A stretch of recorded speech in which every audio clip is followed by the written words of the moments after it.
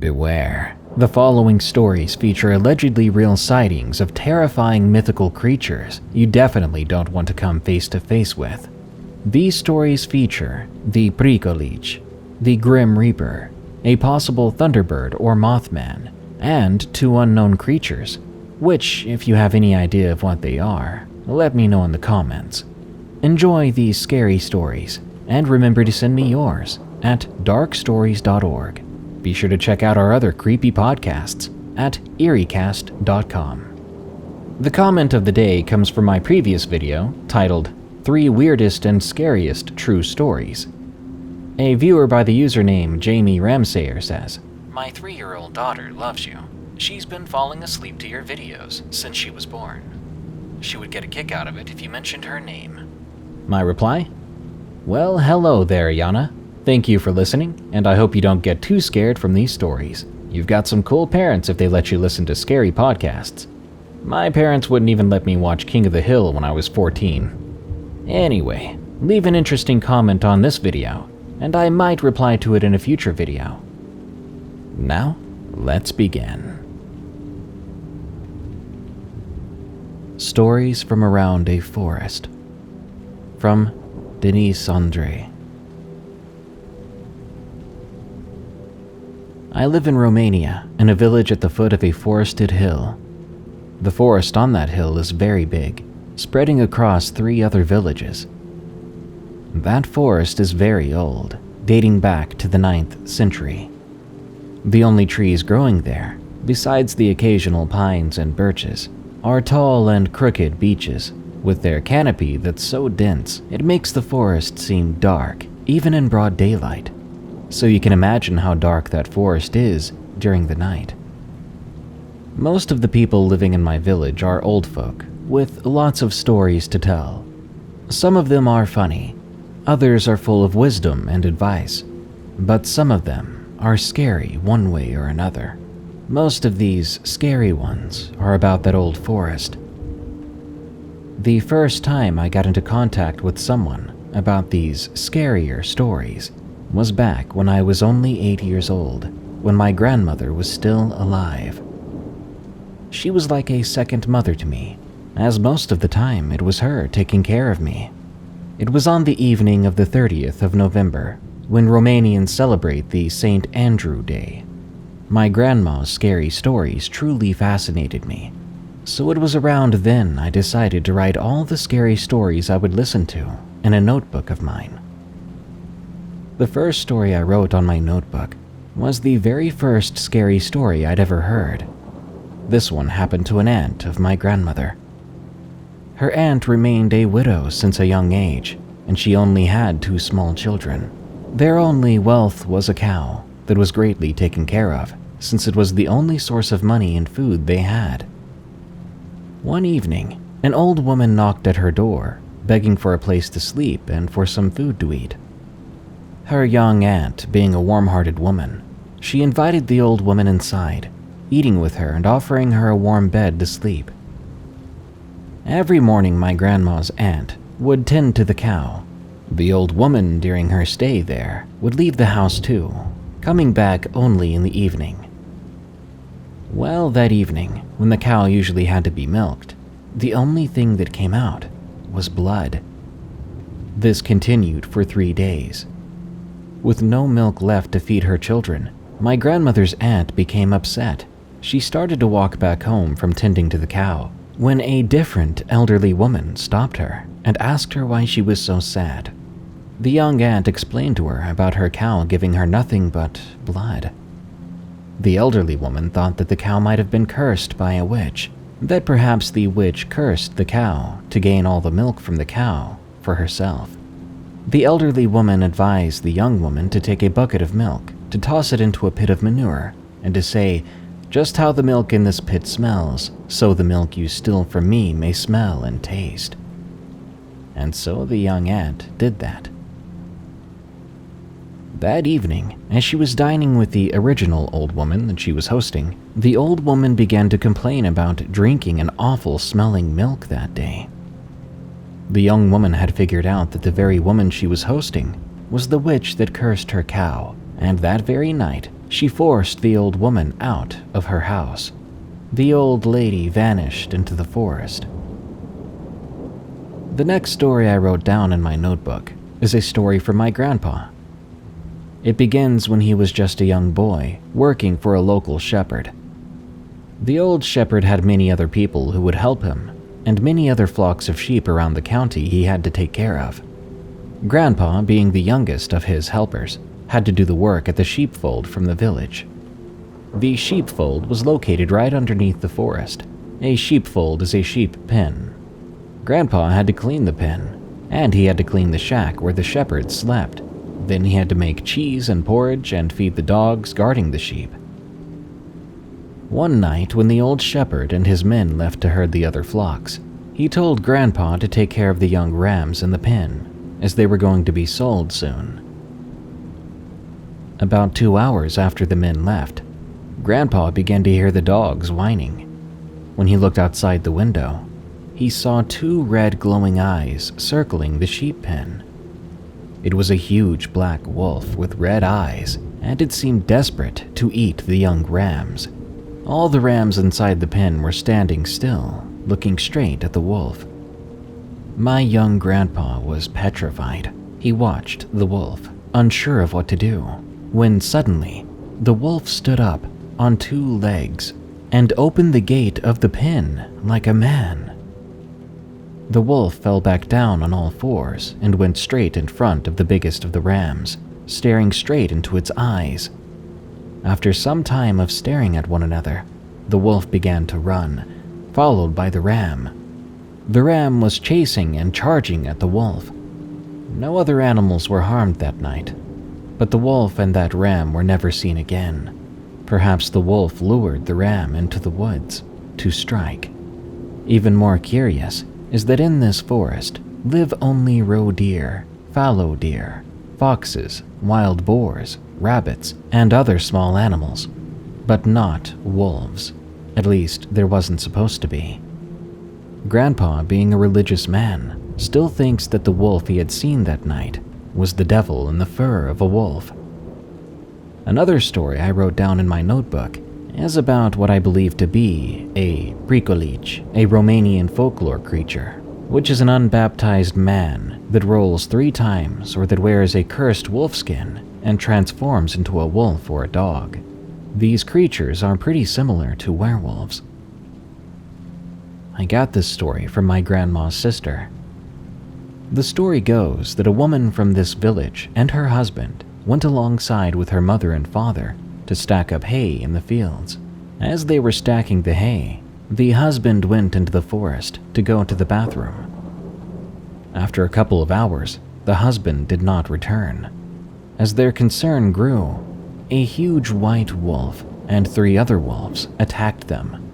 The white wolf attacked the husband's wife, biting and tearing up her skirt. She defended herself, cutting off one of the wolf's ears with a sickle. The wolves took off, shortly vanishing into the forest. An hour later after the attack, the husband would return, and all of them would head back home.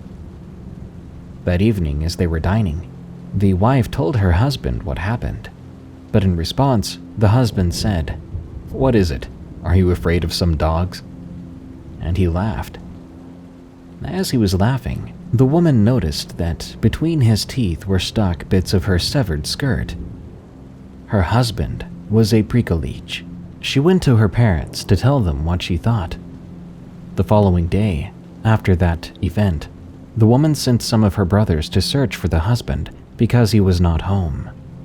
They went into the forest to find him, and curiously enough, when the church bell rang to announce it was 12 o'clock, they found him hanging by a tree, covered in wolf fur, with claws of a wolf at the end of his fingers.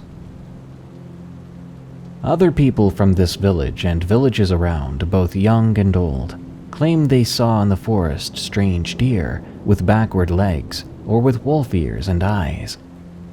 These sightings seem similar to those of the knot deer from the Appalachians. An old lumberjack told me about what he saw one day when he was cutting trees as a young man. Seeing roe deer herds in the forest was quite a common view for someone who works most of the time in the woods. But that day, the lumberjack saw a herd of does, led by one single buck. He looked at the deer, but suddenly the deer looked back at him. All the does seemed normal, but the buck had the face of a man, with ears and antlers of a roe deer. After a few seconds of staring at each other, the herd left the spot, and so did the lumberjack. He still remembers how he felt sick for 3 weeks after seeing that deer, not being able to work for some time after that. People around here think those are spies sent by the devil to glance upon people and to terrify them. These are just a few of the many stories I've been writing in my notebook, and I'm still looking to write more. I'm not sure how true they are, though remembering them still frightens most of the people these days.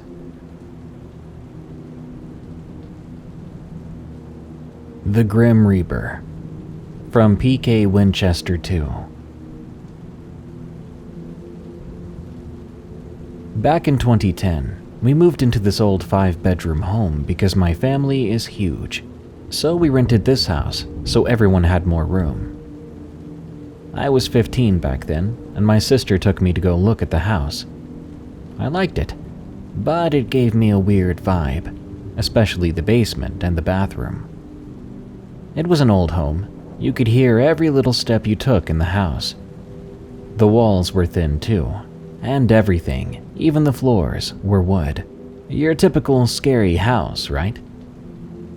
My family liked it, and we all began to load and unload our things into the home. I had to share a bedroom with my older sister because, well, we're the only 2 girls, and the rest were boys. We had 4 brothers, to be exact, and then my mom. So yeah, some of us had to share rooms. The first night sleeping there was creepy as heck, but with the walls being thin and everyone being in the house, it wasn't so bad. Soon after, I began high school, and everything was going smoothly.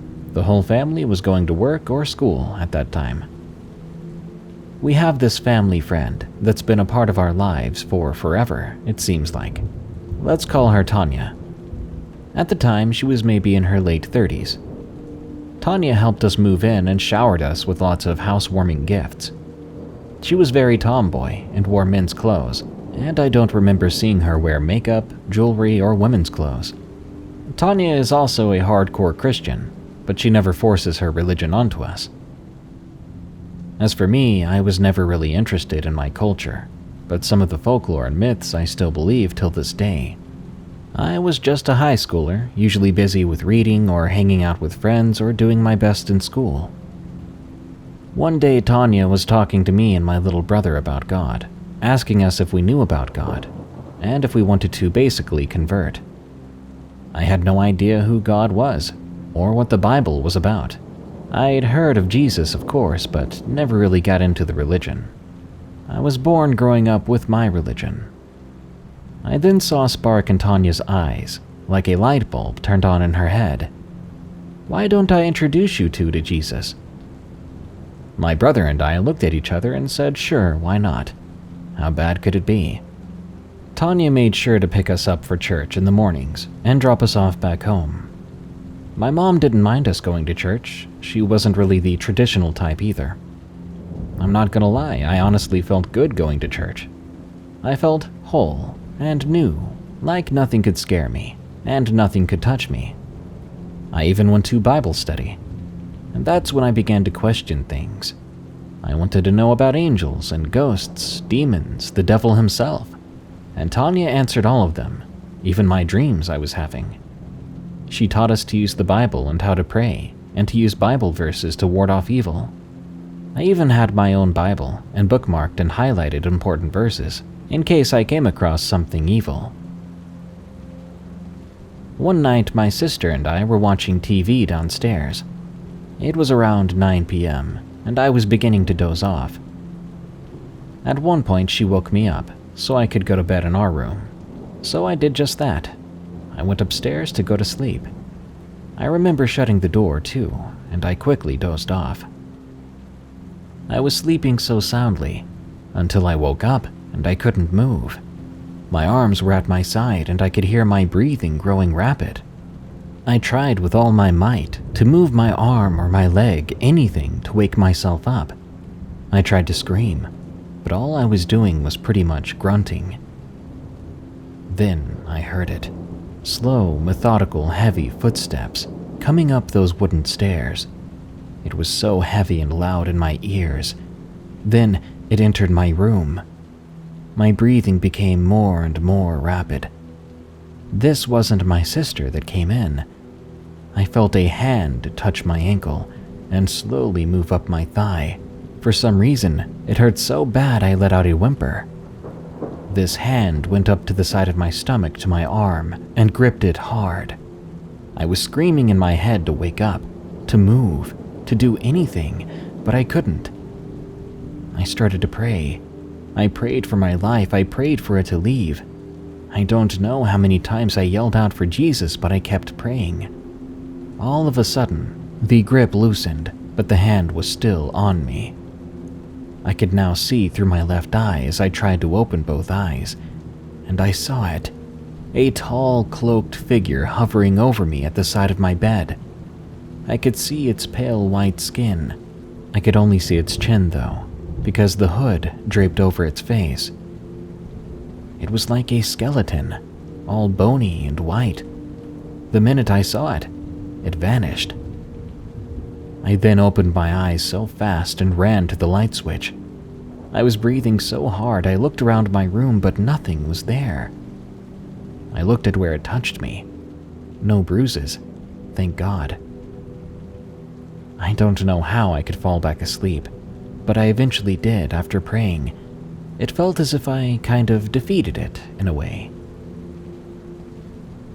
The next morning I had school. I went downstairs to put my shoes on. We have a back door with a window on it, and there was an area where we store all of our shoes by the door. I bent over to put on my shoes, and I saw something black in the corner of my eye standing by the garage. In my head, I was thinking it was one of the cars in the parking lot, but then I remembered my brother has a red car, and his car was the only one there. I turned quickly to look, and that 7-foot-tall, Grim Reaper-looking thing swiftly moved and disappeared out of sight. I nearly fell on my rear. What the actual heck, I wondered. I went to the door to look out, but nothing was there. Just my brother's red car. I was hoping last night was a nightmare, but then I woke up to this. I told my mom what happened. She burned chili peppers and put them in my room. She gave me a piece of wood, a specific kind you have to purchase, that supposedly helps with sleep paralysis, and so far, so good. Nothing else has happened. She also got me a bracelet that is meant to ward off evil spirits. I don't know what's happening in that house. I don't really want to know, but I'm so glad we finally moved out of there. We'd been there for 5 years, and those 5 years were torture. The memories weren't so good. I've decided to just stay neutral and respect both Christianity and my culture's religion. I'd rather not stir up any angry spirits.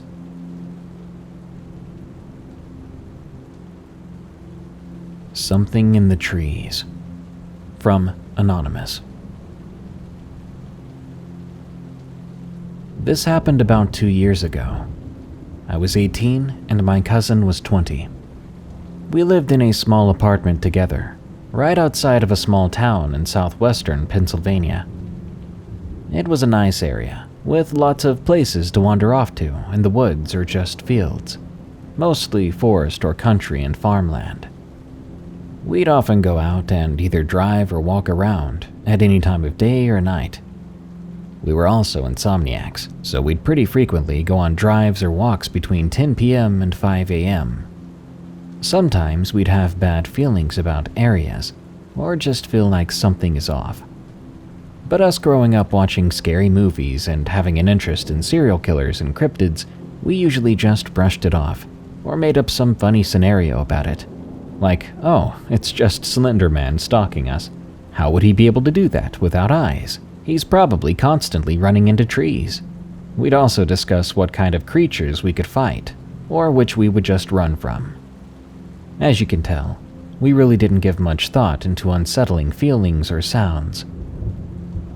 This one night, we were going on one of our nightly walks. It was about 10 or 11 p.m. when we started. We were walking on a trail through a field. You could see mountains and coal mines around, and a few lights from houses in the distance. We eventually made it into the woods around 1 a.m. We were walking for about an hour, just goofing off. We used the lights from our phones every once in a while to see where we were. But we knew this area, so we weren't trying to drain our phone batteries too much, since we didn't have actual flashlights. At one point, I picked up a stick, as I usually did on walks, to keep my hands occupied. As we continued walking, we heard something brush the leaves. It was slightly unsettling, but we both agreed it was probably a bird, owl, or bat. After about 5 more minutes, we heard a very loud sound in the trees. We both jumped. After grabbing my stick with both hands ready to swing at something, I froze. My cousin turned his phone flashlight back on, pointing it at the ground to see if it would do anything. After a few seconds, we didn't hear anything, so my cousin pointed his light into the trees, but we didn't see anything out of the ordinary. Our hearts were pounding, and we were trying to figure out what we'd heard. It sounded way too big to be a bird or a bat, and possibly way too big to be an owl. Being us, we joked about it, saying it could have been a pterodactyl. An obvious exaggeration, but it definitely was way too big to be anything local. And at the time, a pterodactyl or something the same size seemed pretty explanatory. We even tried to think of it to be a branch falling, but we heard something like wings flapping too, and it didn't fall straight down. It went at least 10 feet horizontally. We tried just putting it off and continuing our walk. About 10 or 15 minutes later, we heard it again. We both freaked out, because now we knew it definitely wasn't a branch falling. It was the same flapping sounds, the tree shaking again. This time it flew for probably 3 seconds. We decided we should probably turn around. By then we both had our phone lights on. We walked back for maybe 25 minutes and thought we got away from it, but it happened again, right above us this time. The two of us froze for a second, looking at each other. I don't remember what we said to each other, but it was most likely us both agreeing to run. So we started running, trying to get out as fast as we could. We didn't run for long, and we walked backward for a bit, just looking up at the trees as we did, trying to find something, but couldn't. We got back to the field and onto the path. It was probably 3 a.m. We were both kind of paranoid about walking the rest of the night. I still had my stick, and my cousin was talking about possibly having to run again, or end up fighting it. When we got back to the car, we both were still puzzled about what it could have been. We said maybe it could have been Mothman. We weren't too far from West Virginia. We eventually calmed down enough to think of it being a very, very large owl. Maybe we were overthinking it out of panic, but we usually weren't that scared of anything. To this day, I still think about it a lot, and I have no idea what it was. The cryptid that could fly. From Anonymous. Bonjour, how I say hello in my language. I'd like to tell you of my friend's experience they had with encountering a cryptid that could fly. They were a group of teenagers up to no good late one evening, planning on enjoying the night with some drinks. As they were driving to pick up the drinks, one of them noticed something in the corner of their eye in the sky. The sky was that kind of dark blue when the sun was just barely shining its light across the horizon. Let's call this friend Seth. Seth looked towards the thing that caught their eye. As they saw it, they couldn't believe what they were seeing. It looked like a humanoid with arms and legs with wings on its back. Seth then tapped the right shoulder of the other passenger to show them what they saw. Let's call her Medea. She just looked furiously and said, "What?" Seth replied, "Look, do you see that thing flying right there?" Medea looked towards where Seth was pointing, but as she looked, it dove towards the trees in the far distance, only catching a glimpse of it. Medea said, "What was it, an eagle?"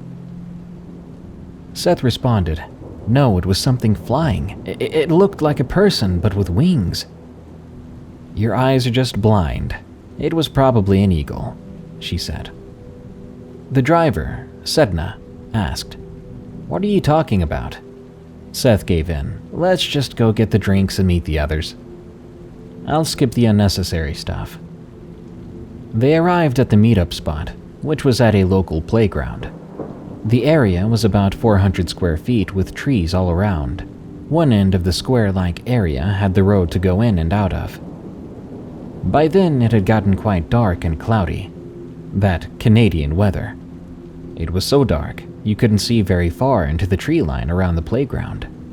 You wouldn't even see a black bear if it was just 20 feet in the tree line. As everyone was enjoying their time, Seth suddenly heard a baby crying coming from the opposite side of the road, coming into the playground. Seth said to everyone, "Shh, I think I hear a baby crying. It's coming from that side of the tree line over there." As everyone kept quiet, they started to hear it as well. Everyone looked in the direction it was coming from. As they listened, Medea said, "It's coming from way in there. But why does it sound like it's coming closer?" Everyone began feeling uneasy, judging by the looks on their faces. Sedna said, "We should probably take off." But as she was saying that, Seth looked back towards the tree line and could just barely see an outline of someone standing outside the tree line. Seth then said, "Look, there's someone standing there." Everyone looked in disbelief. Before anyone could say anything, the sound of the crying baby came from the figure. Everyone ran towards their vehicles. Seth turned his head to look behind to see if it was giving chase, but as he did, he instead saw it leap, then spread its wings. The span of each wing seemed to be 10 feet. It flew towards the highest part of the playground, but it didn't do anything else. It just stayed where it landed and watched as everyone got into the vehicles. The creature just stayed in the spot the entire time, watching everyone drive off. One of the friends told their parents about what they saw, one of which went to drive towards the playground to see what the fuss was about. Let's call this parent Michael. Michael is Seth's dad. Seth had stayed home, while his dad went to the playground to investigate. Seth, feeling his buzz going away because of the adrenaline, he thought he would go for a smoke. Halfway through the smoke, he heard a shot go off far in the distance, and later that night, his dad Michael returned home with an expression like he had seen a ghost.